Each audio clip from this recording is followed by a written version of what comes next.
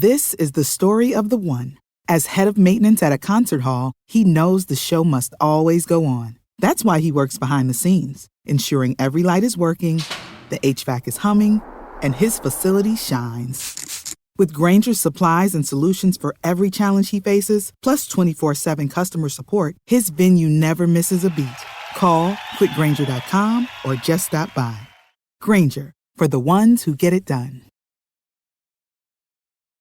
When you need mealtime inspiration, it's worth shopping Baker's, where you'll find over 30,000 mouth-watering choices that excite your inner foodie. And no matter what tasty choice you make, you'll enjoy our everyday low prices, plus extra ways to save, like digital coupons worth over $600 each week. You can also save up to $1 off per gallon at the pump with fuel points. More savings and more inspiring flavors make shopping Baker's worth it every time. Baker's, fresh for everyone. Fuel restrictions apply. Hashtag no music, no intro. I wish that the listeners could hear how impassioned our minute and 53 seconds that we recorded and then we accidentally stopped recording was. But we're gonna try to capture that glory. But we got 3.5 days, Ryan. We had 3.5 days to be in a bliss, an afterglow, just like la la la. Saints won. Not only did they win, it was like a blowout, and they didn't allow the Raiders to score a point. Bro, we was good. Like, and leaving the Superdome on Sunday with us, the whole crew. I can't speak for everybody. Like, I didn't leave the Superdome thinking, man, we about to go on a run. Like, we about to make the playoffs. Like, we about to make some noise. I was just happy to be with my hashtag Saints Twitter family, Saints Twitter podcast family. You know, our community, we had a great time together. New Orleans was amazing as per usual. The city was beautiful. The people were glowing after leaving the Super. Like, just felt good. And we got 3.5 days of that bliss. That's it. No more, no less. Because you know what? Thanks, knock on the door. Because you know we can't be left alone with these niggas, right? They get on my nerves, bro. So what happens today? I'm at work. Bro, I have seen 12 kids in 3 days. Think about that. I have seen 12 kids in 3 days. So I'm grinding away, just going, bro, just going. Get an alert. Boom. I don't know if Underhill reported it first, whoever. Someone reported it. Mike Thomas is going on IR. He's going to miss the rest of the season. He's going to get surgery on his toe. Mm-hmm. And at this point, I'm flummoxed, bruh. I'm flummoxed because it's not hard to find. If you just go back to October 28th, which was last week, Dennis Allen, an oppressor, said that he was close. He'd be back soon. What? How does that change so drastically? Right. In a span of 9-30. That's 5 days. Not even a week. 5 days. And here is where I really want us to take time and talk about this. Yes, this is the Ravens game preview. Yes, we're going to talk about it. Yes, we're going to preview the game. It's a big game, Monday Night Football. But I honestly feel like this story is a bigger issue with the team because it kind of pairs together with some of the things we've heard throughout the season, some of the things we've seen throughout the season.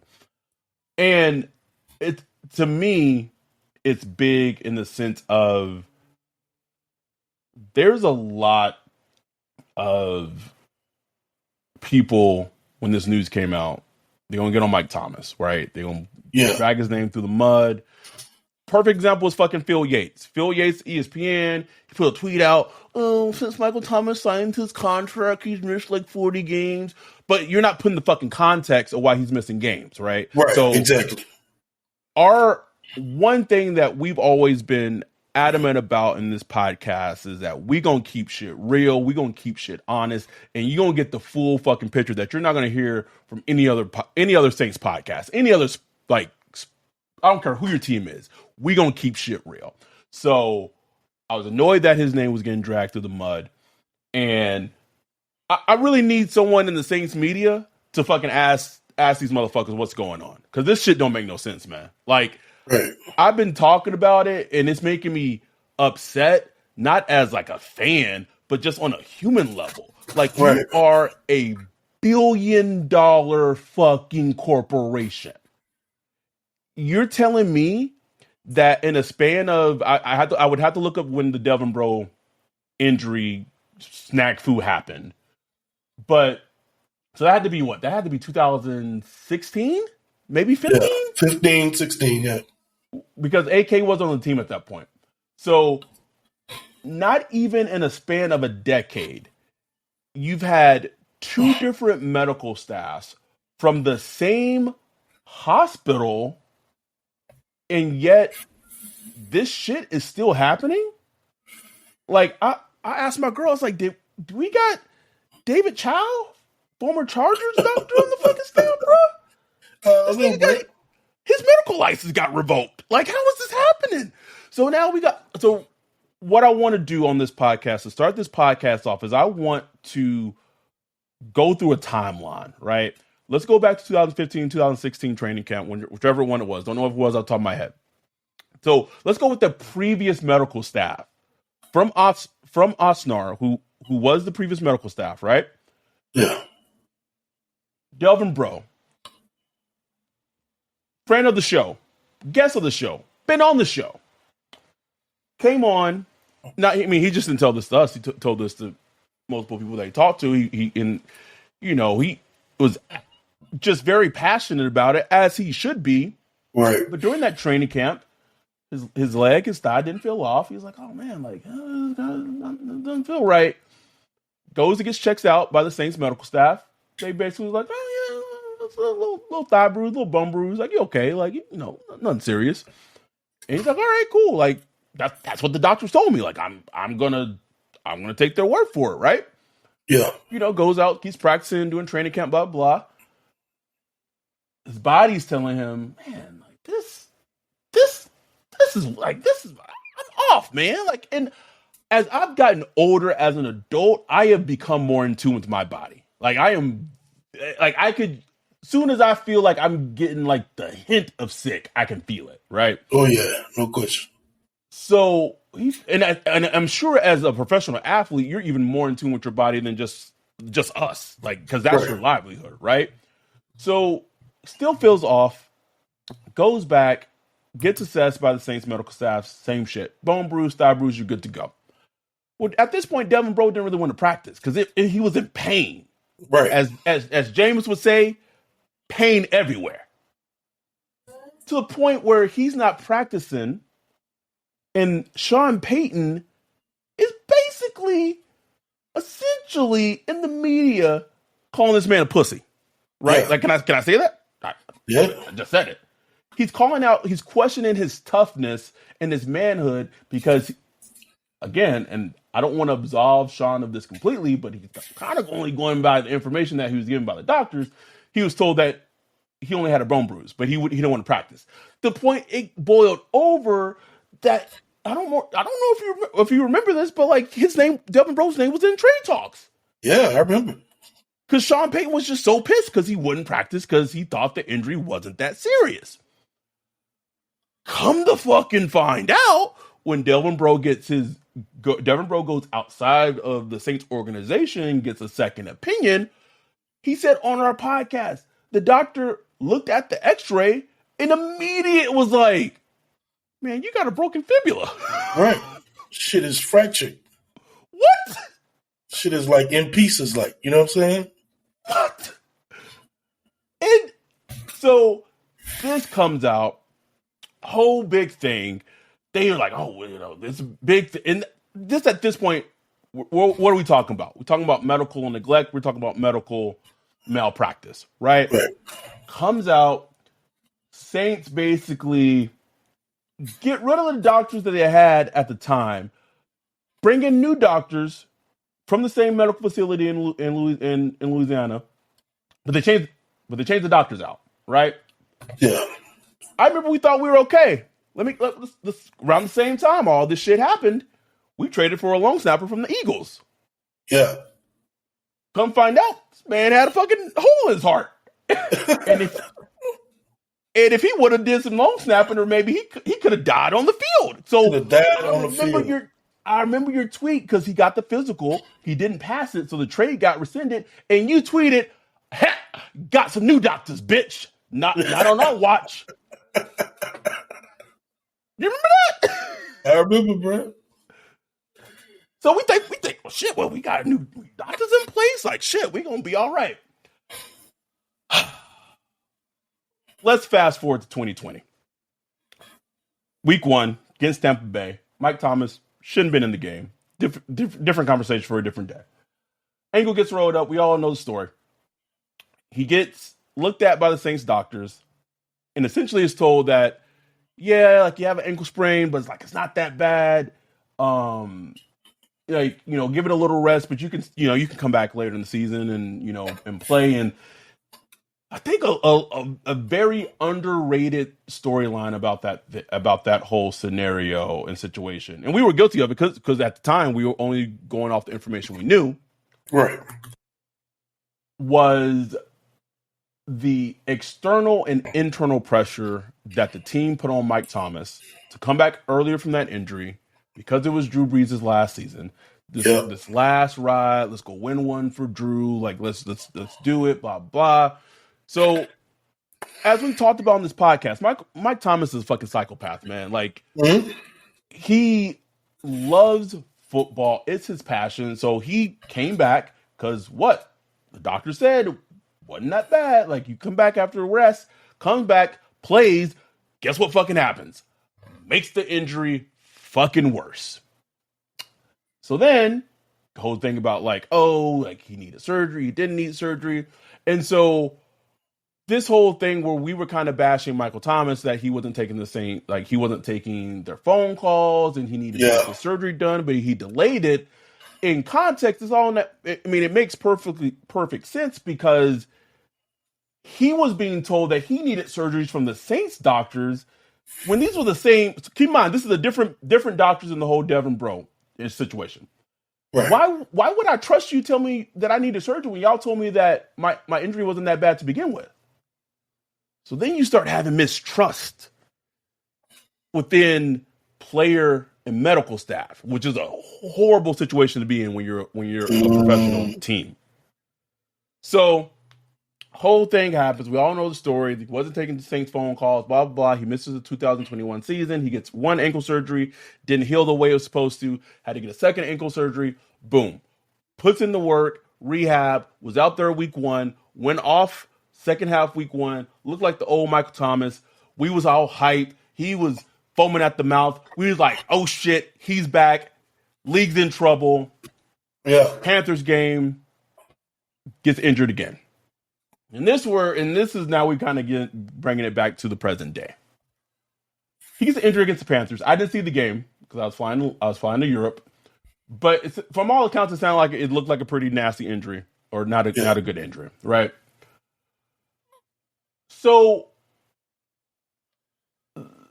there was this vagueness about what it was, right? It's a toe injury, like what it was, and I don't know if it was ever like reported that it was turf toe, but fuck it, it's our podcast. I fucking say it. Like the team thought it was turf toe because of what the doctor reported.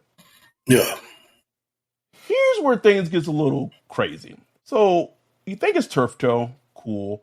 And I get it. People are sending me things like, well, technically, like per Google and even our dude, Frederick in our Discord was like, well, technically, like turf toe is like a strained ligament in your toe and like a dislocation. Like they're not too far apart from, they present similar. But to me, the issue is two things. Either one or two things happen in Michael Thomas's situation. Either one, he didn't get x-rayed when the injury happened against Carolina, and they tried to guesstimate what the injury was and diagnosed it without an x-ray, which in itself is medical neglect, by the way. Or they x-rayed him, they saw the x-ray, they're like, oh, it's not dislocated, it's just a sprain, it's just, it's just turf toe, like it'll heal. And they misread the x-ray when he actually had a dislocated toe the entire time. Either way you look at it, the Saints medical staff yet again has dropped the ball with one of their I can't even really call him a star player anymore because he hasn't played, but one of their past star players. So in 2020 and in 2022, because of faulty, incorrect medical information or a incompetent medical staff, you've essentially have taken away 3 years from a man's livelihood. And when you do that, it's like, man, and if I'm a player on the Saints, it's like, shit, if they doing Michael Thomas like this and they getting shit wrong about him, right? What are they doing if I get hurt? I don't understand how this cannot end up in a full house cleaning of the medical staff. And got to have a full house cleaning.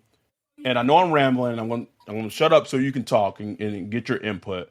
But also, there's a very Louisiana and New Orleans business can sometimes be very buddy. Oh, right? Yeah, boy. Well, I'm going to talk about it all, right? So when that whole Delvin Rose situation happened, I don't think Sean wanted to continue to do their business with Ashnar. Ashnar, yeah. But do you know who Ashnar is really close with? Oh man, like they're like the Saints sponsor. Like, you know what I'm saying? Like if you look at any Saints sign, there's Ashnar everywhere, bro.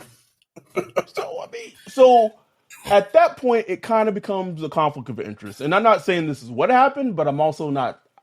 I'm wise to the game. So I'm not saying that this has happened. Not reporting this. I'm not reporting this. But I can see Oxnard saying after the whole Delvin Bro injury, say, "Hey, like, no, don't drop us as like the sponsor. Like, we are close with Tom Benson. We're close with Gail. We apologize. How about we make up for this? How about we, like, the doctors that y'all had on staff, like, we will replace them with new doctors. Yeah. We'll continue to be your sponsor, and everything's all, easy peasy." This is the same medical facility. So it's been 2 sets of doctors now from the same hospital that's mixed diagnosing players. That's a problem. And I don't know if they keep this partnership going with them because it's like, if y'all, we're friends of the family, like maybe we won't charge y'all. I don't know. I don't know. But I mean, look, the Ashnar health system in Louisiana is huge. Like, they're like the second largest employer in the state, like behind the state government. Like, it's a huge medical system. Like, it's not like one hospital. It's like 20, 30 hospitals all over the state, probably more than that. So, it's just one of those things. It's big business, bro. Like, you know what I'm saying? So, as how much blame the organization Ashnar, needs. I have no idea how do they even go about selecting medical staff for a team? Like, does the team hire the medical staff, or do they just work with the medical organization and they suggest them staff? No idea how that should work. All I know is like you got to look at the outcomes, man. Like these are like we paying Mike Thomas how much? Like this is $100 million player. Like Investment. you got to get this shit right. That shit got to be right. And if it ain't right, it got to be at least like we can't have mistakes like this. You know, when this dude could have been on IR 4 or 5 weeks ago, Talk could have about been it. on IR 4 or 5 weeks ago, had his surgery, a roster spot, open up a roster spot, all kind of stuff. Instead, you know, this man rehabbing, doing whatever you got to do to try to get back. And then, you know, it possibly could have made it worse. You know what I'm saying? So it's just a mess, bro. Like that there. And like I said, the thing I hate the most is, and I'm already seeing it, is he's the one going to catch all the heat. Yep, he's the scapegoat. Scapegoat. He doesn't want to play. He's not taking it seriously, as if he like broke his own toe. You know what I'm saying? Like, you know, he's injury prone now, and this and that and the other. So you know, he's going to take all the heat, get all the blame. When, you know, honestly, one is just bad luck, and two, it's also just medical malfeasance, like just malpractice, bro. Like it's just terrible, man, terrible. Like it goes back to like when doctors take their fucking Hippocratic oath, they literally say to do no harm. They're not saying that they're intentionally trying to harm Mike Thomas, but if you are misdiagnosing your patients, and this is now the second time in 2 years that you misdiagnosed your patient, like you're putting your patient in sight of being harmed or harming themselves. Maybe it's because I watched that Dr. Death miniseries on Peacock, and I'm not saying it's to that level, but like bad doctors or, you know, incompetent doctors or doctors that make mistakes, and mistakes happen, right? But at this point, it's shown to be a trend, right? Yeah. 2015, 2016. All right, cool. Not cool, but you know what I mean. 2020. All right. 2022. Like, if from a business perspective, you are a billion-dollar corporation, you should have access to top of the line medical staff, top of the line equipment. It's not like when me and you go to like urgent care or an emergency room and we gotta fucking wait we gotta wait for the X-ray machine to be open, right? Like we can't just walk in and be like, oh, I need an X-ray. No, like no, you gotta wait. Like there's 2 other people that need to be X-rayed before you. The NFL don't work like that. Like right. there's like an X-ray in the facility, right? So I don't understand. I really don't understand like how this is happening. I don't understand how it's not a bigger story. Like how the media isn't coming like having heat for DA of like what the hell? Like what were you? Because my question would be, what were you told on the 28th when you spoke to us saying that he was going to return soon, and what changed in 5 days? Like I need to know what changed in 5 days. And honestly, DA should be pissed because they got him going out there thinking, oh man, Mike Thomas, he right there. Right there. I will say that DA is at blame for not like why like you said, why hasn't he been on fucking IR sooner? Like right. You could have maybe fucking kept Latavius Murray on the team. Just dumb, just mismanagement. But to your point, you know, just like I said earlier with the Devin Booker situation with Sean, like Sean was like an asshole because what was he doing? He was going by the information given to him by the medical staff, right? So when that's the crux and the root of the problem, like you have to fix that problem. And if you don't, it can create a mistrust with the players and their medical status. I mean, if I'm Lattimore, I'm like, hey, you talking about internal organs? What up with him? What? Man, I'm going to fly to wherever to see the best specialists in the country to see what's really going on, just to make sure. You joked about it and said, on Twitter said that man might need a kidney transplant. We might not know. Oh, you know, talking about a kidney bruise or something.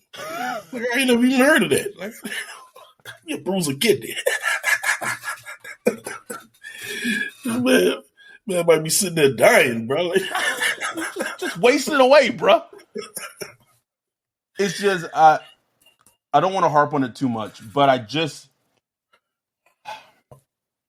I think it kind of does show just how a discombobulated mess things are like in the front office and like from the top down. I really feel that. People don't want to believe that, bro. People do not want to believe that. Bruh, we really want to believe that. I knew soon as they won on Sunday. I knew it, Ryan. Because what does winning do? Winning cures all fucking ills. But you know what doesn't fucking cure an ill?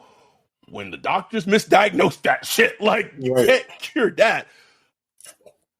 I mean, speaking of this organization in the front office, trade deadline pass. I actually thought about me and you recording a Patreon only like reactions to all the trades that happened. Just put it on Patreon, but I was tired of shit. But yeah,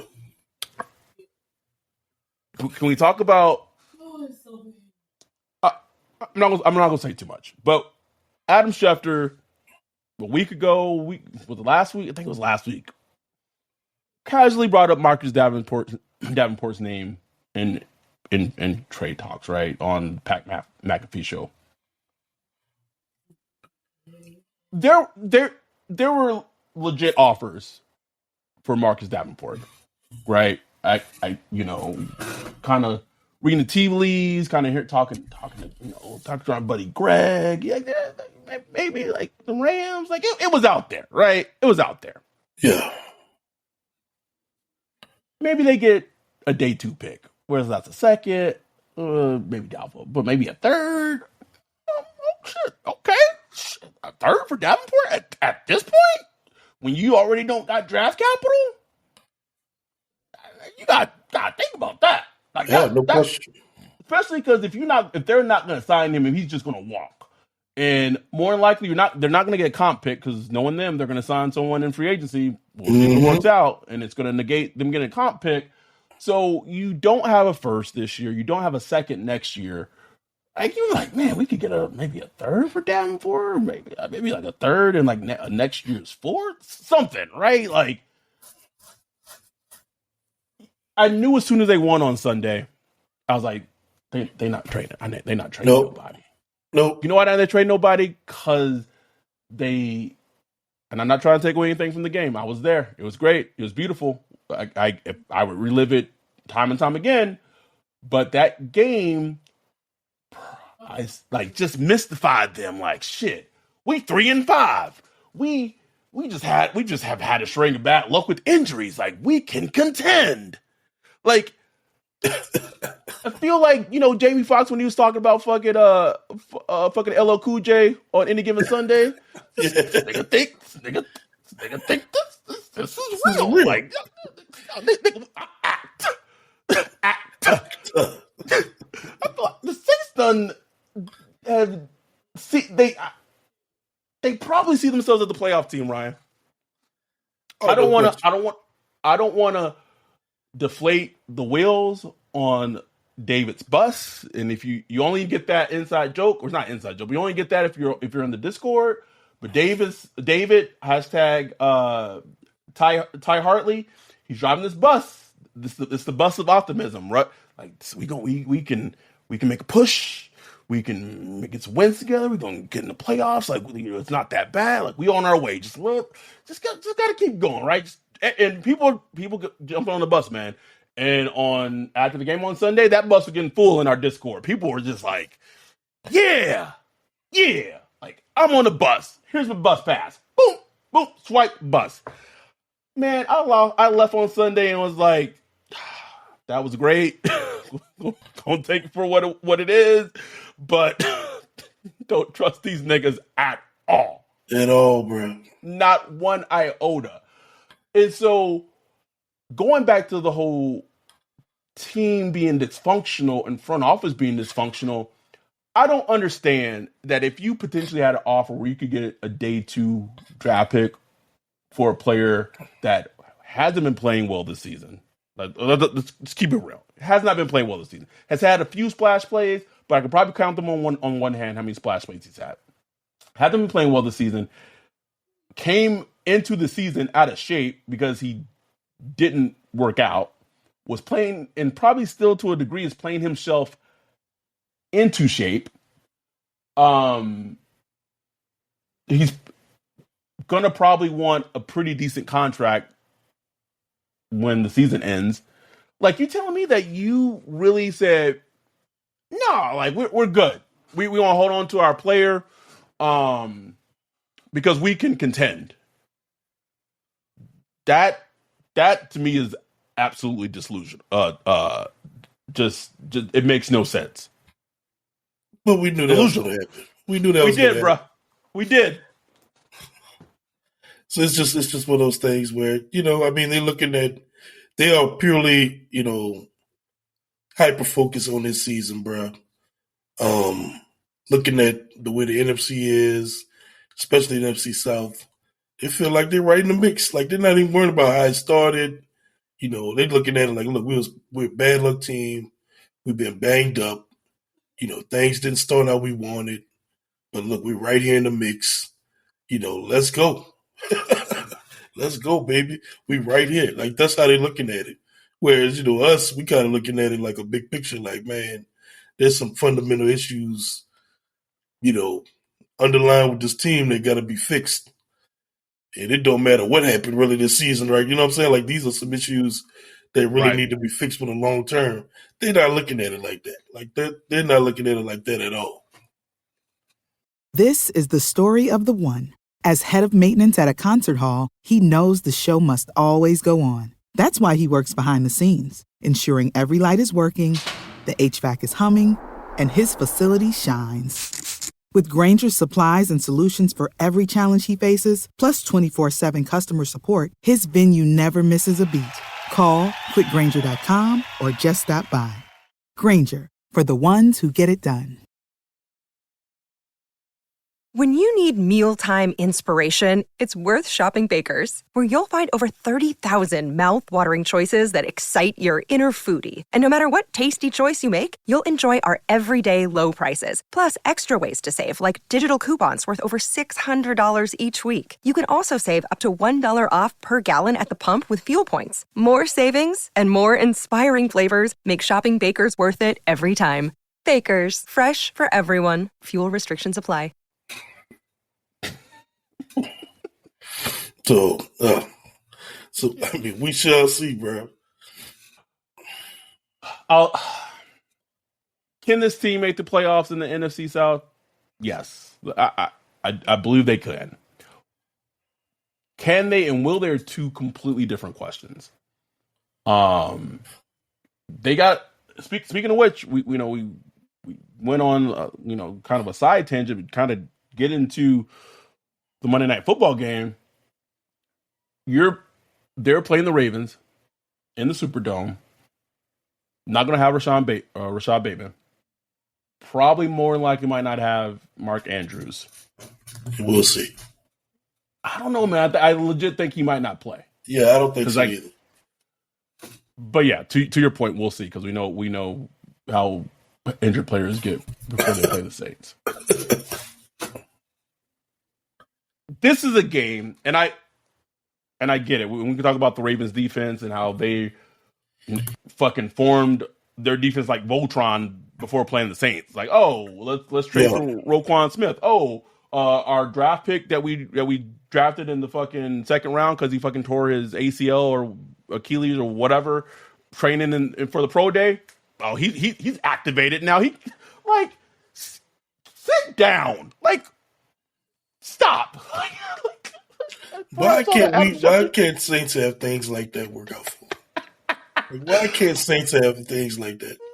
Bro, I saw that Outership tweet a couple of days ago, and I was like, fucking, of course. But getting back to the defense versus the Ravens offense, no Mark Andrews, potentially, no Rashad Bateman. I don't know defensively how DA wants to try to contain Lamar. I really don't. History has shown that what they tried against Jalen Hurts 2 years in a row does not fucking work. Just doesn't work.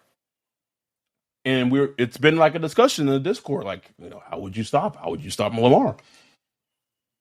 And I was like, man, dude, do you just try to like roll like the Dolphins game plan from like Thursday Night Football last year and just be like cover zero, just bringing pressure and just saying beat up? Like, I don't know if the answer is, and I don't know if the Saints have the horses to even pull that type of game plan anymore, right? But it's going to be a challenge. But the Ravens offense is going to be somewhat limited. It at least levels the playing field, because we saw the defense in person. They looked good, and against the offense that was humming, right? Was humming. So we can't even say like it was impressive. That has to continue against the Ravens offense. It's a must. No question. And, the key is Lamar. Like, you have to keep him bottled up. You're going to understand he's going to get some yards with his feet.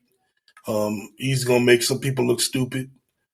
But you got to just bottle him up, man. And really, the best defense for him is your offense. Like, you got to be able to put up points and, not let them just play ahead, man. Don't let them play with a lead and just keep going. Like, you got to be able to get some points on him to kind of force him to, get into those pass, throwing situations where he wants to read the field and stuff like that. And, because I don't really think they got the weapons to do it, bro. So it's really going to be incumbent on our offense to play well against this Ravens defense, which is, kind of similar to the Saints, where they've been underwhelming, but they're starting to get better. So, and, look, they could bring it, Brian. Look, Andy Dalton, he's been fine so far, but you don't want him in a situation where, he getting cooked up because they got some ball hawks on their side. Oh, yes. And, it could get ugly quick, where it's one of the things where he's throwing picks, they force fumbles, and all that stuff. Then, it's just one of them Monday night games you just want to turn off, bro. You just want to turn the TV off. And we'll need that, man. Like, we need the Saints offense to do like they've been doing, bro. Play smart, take care of the ball, stick with Alvin Kamara, stick with Taysom. Don't ask Andy Dalton to do too much. Don't do it. And honestly, if you do that, that'll help your defense so much against Lamar. Yeah, oh yes. Absolutely. They may get a boost by Jarvis maybe playing on Monday. Maybe. We'll see. Also, kind of speaking, going back to Jarvis real quick, this man also hurt himself against the Panthers and probably shouldn't have been playing against the Vikings, but the Saints played him anyway. He made the injury. Yeah. So, it's an issue. It's an issue, Ryan. It's an issue, bro. It's not good. It's not good. So just going over the Ravens injury report. Mark Andrews didn't practice. He's the DNP. Rashawn Bateman, DNP, and then Gus Edwards, their kind of pseudo starting running back, with a DNP for a hamstring injury. So you're getting the Ravens kind of banged up. Like, if you're the Saints and if you want to, I don't say make me and Ryan believers, but if you just want to be like, if you want to put yourself in the conversation, maybe they can fucking make the playoffs, or at least win the NFC South. Like, they have to win a game like this. Like, it's a must. Show me something. Yep, it's a must. Show me. It's not up to me to believe you. Show me. Like, okay, you show something against the Raiders, fine, nice. You get your flowers for that. But now stack something up. Stack a win, bro. Give me 2 wins in a row. Give me 3 wins in a row. But let's start with just 2. Give me Yes. another win against a solid team that you can beat, and show me what you could do. You know, I'm not saying I start believing after that, but it'll it'll help make a case. You know what I'm saying? It Why I will. should believe. You know. Um, I know I've been bashing on them quite a bit this episode, but I'll say one thing. I want to give some credit to the team in some type of way. Could you imagine this fucking team if they hadn't drafted Chris Olave, bruh? Oh man. Well, Like, like we talked about it all off season, bro. They needed to look at this off season as if Michael Thomas doesn't exist. talked about it, man. And like if if he comes back, fine, but just don't even act like he's there. And they for the most part did that. They went and got Chris Olave. They signed, Jarvis Landry, which, looked like a great signing, but just Week unfortunate, one. man. Like week one, we looked great. Then he got hurt. It's like just unfortunate. Even keeping dudes like Traquan. I know we clown on Traquan. He don't do much, but it's like, keeping dudes like him have become useful, bro. Callaway, we needed all of them, bro. We needed everybody just because everybody been hurt, you know? Yep. So, and look, man, Chris Olave, I mean, the dude legit. Like, the dude, Wide I think receiver one. he's a YR1, bro. Like, Isn't that crazy to say? Because even me and you being like his biggest fans, like, and we loved him as a prospect. yeah. I think we both solidly was like he's like a high level wide receiver too, which is not Right. like that's not a slight, right? Right. Not a slight, He was going to have a role, right. But for him to seems to kind of come in and kind of being thrust into it, honestly, but come in and kind of take the reins of wide receiver one, because of injury and all, but not just injury, just his play. Like, And he's just been like quarterback proof too. It's just like, yes, no matter who was in there, bro, like he has been.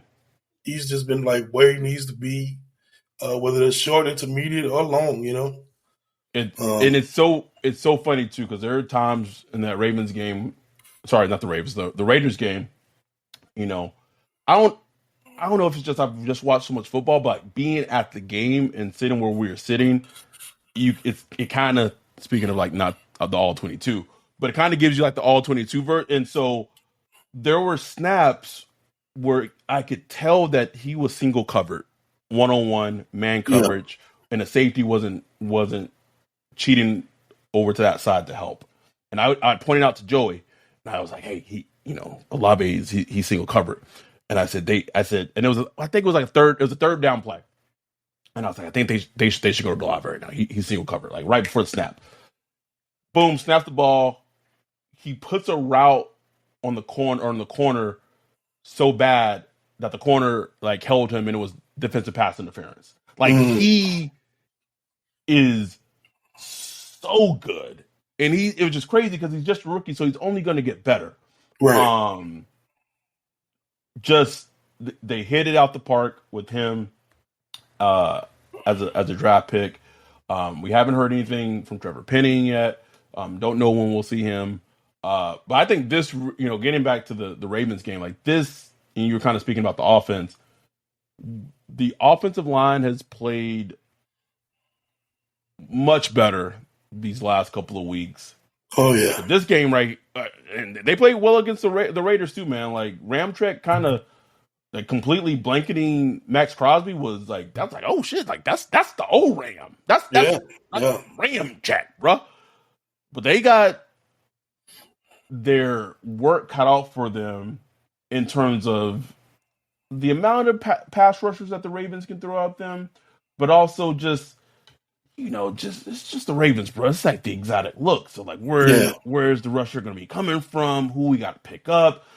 And these are the type of games where like it just really challenges your offensive line of just communication, being on the same page, knowing like if they're going to stunt or whatever. Like, oh, okay, we need to pass that off. And these like games like this against defensive lines like this and defenses like this, that those exotic blitzes, like your offensive line gotta be fucking ready for On what's point. in store. On point. Yeah, no, that's a great point, bro. Like communication has to be top notch. They got to be ready for everything that they bring, man. Because they're gonna show some shit to Dalton, and he's got to be ready to. He's got to be able to see it. We struggled early in the season, identifying blitzes Oh and my God, it was shit awful. like It that. was Oh, it awful. was terrible, man. So the Ravens gonna test that shit. I mean, as they should, as they Yeah, absolutely should. Um, I think too, like you kind of hit it earlier, man. Like we were saying it all game during the Raiders game. 41-7. Sprinkle some 12 in, bro. Like that's the game yeah, plan. yeah. That's the game plan. Also, something that I think is super underrated potentially about this game. We'll see if he plays, but it looks like Adam Troutman. Uh, it was a limited practice today. If he's back and he plays on Monday night, I think him being back is very important in the sense of not anything he does in the passing game, but his rookie season, he showed to be a great blocker. Terribly regressed his second year last season, but now it seems like he's kind of gotten not maybe back to how he was in the rookie season, but at least close to or not as bad as he was last year. So he's been very helpful in pass blocking, run blocking. If he stays in, as an extra blocker on passing route, having him back if he does play would be such a huge boost to help with their protection against the Ravens defense and their defensive line. No question. No question. Need big fish. Um, if I'm the Saints, and I know the Ravens went out, they got Roquan Smith and everything, but if I'm Pete Carmichael, I I don't know, formationally, however you got to scheme it up. I'm taking AK and I'm having him run choice routes, hope and singling him up where he's running choice routes against Patrick Queen, and I'm just running that shit until they can stop it, bro. Just running it. Man, I need Pete to go watch 49ers and Uh-oh. go look at what they're doing with CMC, bro. CMC Uh-oh. ain't been there but 2 weeks. 2 weeks, bro. 2 weeks, bro. Like get some shit going with 41, bro. Like how many times? Like you got to run the ball with him. I understand that. Like, but how many times we gonna run these Uh-oh. missionary runs? For him to get 3.2 yards or whatever. You know what I'm saying? Like no, man. Like get this dude cooking, bro. Get him cooking. Like get him in the red zone. In the red zone, he should be in every snap. Every fucking snap. Every step. Like I don't know why he's not on the field in the red zone. Every step. Like there should be no question about it. Even if he's not getting the ball, he should be there. Yes. You know. So just the threat of him getting the ball, Yeah. sometimes can open it up. Oh, absolutely, absolutely. So yeah, I need them. Not saying they need to get AK more involved, but he needs to be like it starts with him to me, bro. Like which is a big reason why I think Andy Dalton. It was smart to start him because like he gets AK the ball. You know what I'm saying? Like and that's just it might sound stupid, but it just makes 100% sense. Like That's what first thing, That's what Greg Rosenthal tweeted on Sunday, bro. like just get the ball to your best player, bro. It's not hard. I mean, I guess with Jameson it was harder. It's harder, yeah. But but yeah, man. Do you, do you think they beat the Ravens on Monday Night Football? Man, I'm gonna say no. Yeah, bro. I don't know. I don't know if they got it yet, bro. I don't know if they got it yet. I don't think they got it. I mean, I'm going no too. Would love to be pleasantly surprised. Yeah. Would love. I mean, we gonna be chopping it up on the live stream Monday Night Football anyway, right? We good to go. We Gucci, right? We gonna have the whole crew, the whole community watching with us on Zoom. Well, those who aren't at the game, but we're gonna be good to go. But this is a tough one. This is a tough game to win. Um, we we've talked about in the past of how how the Saints have drafted their defensive ends. They're big. They rush with power, not so much speed. That shit gets like magnified when you're going against a player like Lamar. Yeah, magnified. And Peyton Turner and Marcus Davenport trying to chase Lamar, man. Like oh man, I don't know, man. Like that's I don't know, bro. It's a hard watch. I can't even, Go ahead. No, I could just see it, bro. Like just Lamar Right? doing this little thing, and Pete Turner sitting there looking like, just smiling. I tried. I'm not even bashing him too much, man. After this game on Sunday, I'll get my shit off on Peyton Turner. It's just Peyton Turner. Yeah, it's Peyton Turner, bro. Like I said, he got his name back for a week. I was gonna ask you or tell you. I had it and it's gone. I don't have it anymore. It's also the first time, like, kind of underrated storyline. If you want to go back and hear me and Ryan talk about how the Saints dynasty didn't happen, just go back and listen to the What Should Have Happened in 2018 draft episode podcast we did a while ago, bruh. Because that was the draft, honestly. And I said it on that podcast back then, and I say it now. As much as the Mahomes thing hurt and like it annoyed me, and it just the draft that really potentially, I won't say ruined the Saints, but like stopped them from being like to stop their window and shut it closed was the 2018 draft. Undoubtedly, because not only do you pass on Lamar, which 31 other teams pass. Well, I don't know, but like 31 or so other teams pass on Lamar. But not only you pass on Lamar, but you give up a first round pick in 2019. Yeah, it was just the whole trickle down effect of kind of how the team is now. Because now what? Drew's gone. We got Andy Dalton. We got James Winston. We just like. We like the Broncos. We just like the Broncos. We just like the Colts. Whoa. Okay. We're not like the Broncos, bro, because the Broncos gave up multiple first-round picks. Thought they was getting the Ferrari. They ended up with the lemon, bro. Like, we were trying to. Yes, I know. I was wrong. I was wrong. Wrong. But at least, how do I word this? Yes, the Broncos got it wrong, right? In that trade. Although them trading Bradley Chubb and getting the first round pick in Miami, like that negates it, which goes back to like if you're not going to keep and play a player, like at least get something for him while you can. Right. Why you wouldn't trade Marcus Davenport, try to get third. Anyway, but I appreciate the effort and hustle of trying to get the franchise quarterback. It didn't work, right? But I need something more from the Saints than them just trying to get a sexual predator, bro. Like, can we do something more than trying to go after someone who has like 27 cases or whatever the number is now, bro? I don't even know what it is.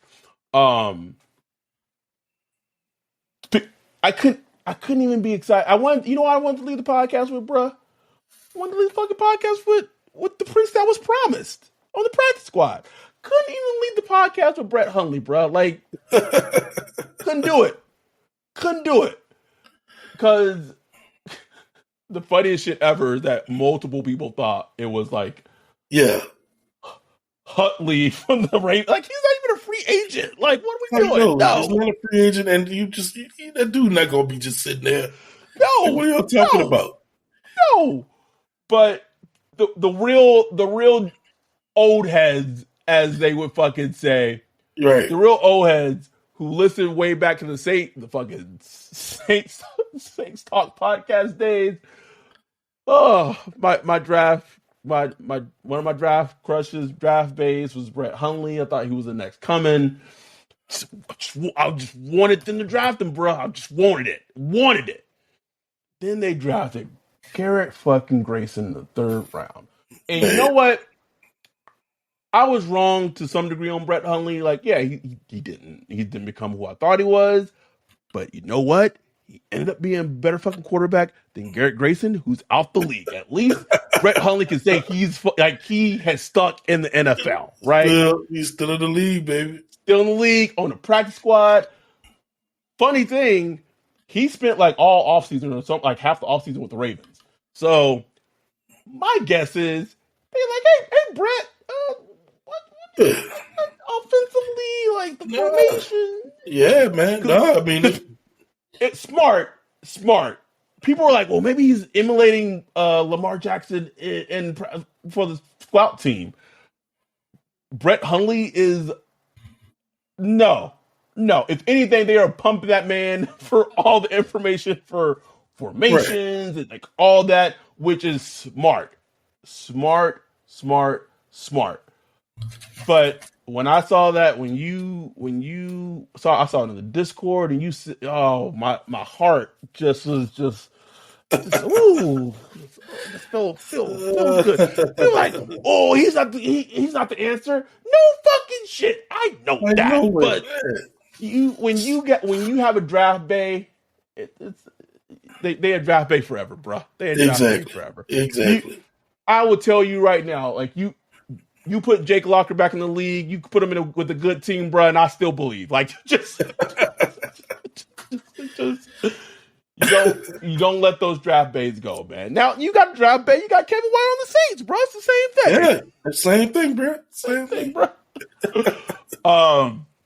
Anyway, we'll be back Monday night recapping the game. If you're a Patreon, we'll send out the Zoom link. It'll be streaming to YouTube as always.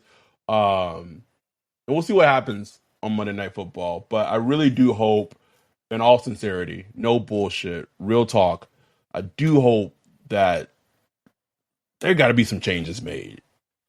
Medical staff, that has to be changed. You can't make a lot of changes to a front office like in the middle of the season, but like this dysfunction and just feels like just ineptitude is like the best word I can describe it. Like that shit gotta get fixed, man. And I don't know if that's from the president. Like I don't know if that's from Dennis. I don't know who it's from, bro. But like this ineptitude of just trying to like plug in a plug to an outlet, bro, and like it's not the right outlet, and you just keep trying. Like something got to change. Something got to get fixed. Because this is the only way that the Saints are gonna, become, hopefully get back to prominence or at least a respectable program again. Also, by the way, before I close out, CD Dude's had another interception tonight for the Eagles. Felt the need to add that in with our shiny 5th fucking round pick we have for him. Ooh, just shiny, bro. Just a fifth. Cool. Not only did he get an interception tonight, he is leading the league. Ryan, man is leading the league. Interceptions. They traded this man for a 5th because he said he was a hothead. Anyway, we'll be back Monday. We appreciate y'all. I'm already like, I feel like I miss my family, bro. Like I just need to. We need like the next meetup can't happen soon enough. But we appreciate everyone, all y'all support for supporting us. We'll be back on Monday, recap the game. With that, we're out. Peace.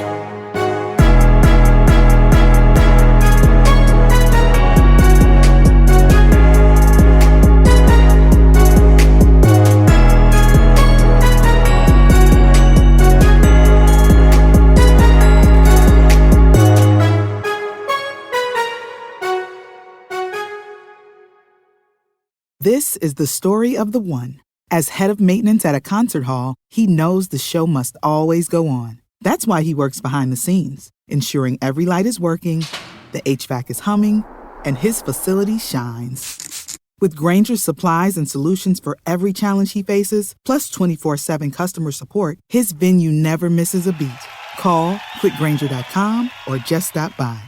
Granger, for the ones who get it done. When you need mealtime inspiration, it's worth shopping Baker's, where you'll find over 30,000 mouth-watering choices that excite your inner foodie. And no matter what tasty choice you make, you'll enjoy our everyday low prices, plus extra ways to save, like digital coupons worth over $600 each week. You can also save up to $1 off per gallon at the pump with fuel points. More savings and more inspiring flavors make shopping Baker's worth it every time. Baker's, fresh for everyone. Fuel restrictions apply.